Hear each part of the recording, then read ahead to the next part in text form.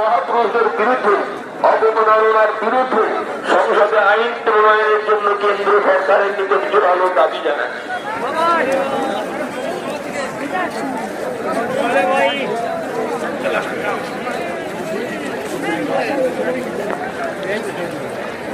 এর সমর্থনে কয়েক মিনিট করে মুফতি ইব্রাহিম সাহেব আপনার কাজ করা মাদ্রাসার শিক্ষক রাষ্ট্র কমিটির সদস্য আমি অনুরোধ জানাবো মুফতি ইব্রাহিম সাহেব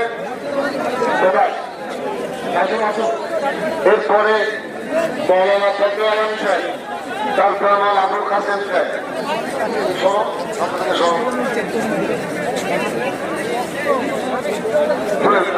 তুলে নেন মাইকটা তুলে নেন।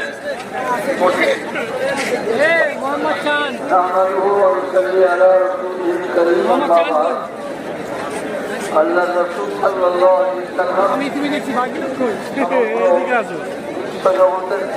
মহামানব। আপনারা এখানে শুনলেন মহাত্মা গান্ধী, স্বামী বিবেকানন্দ, তারা পর্যন্ত তাকে মহামানব বলে স্বীকার করে। ভারতবর্ষের সংস্কৃতি এটাই। ভারতবর্ষে ঐতিহাসিক জন্মগ্রহণ করেছেন সকলের ঐক্যমতে। তিনি সারা পৃথিবীর সর্বশ্রেষ্ঠ মহামানব, তাদের মধ্যে অন্যতম।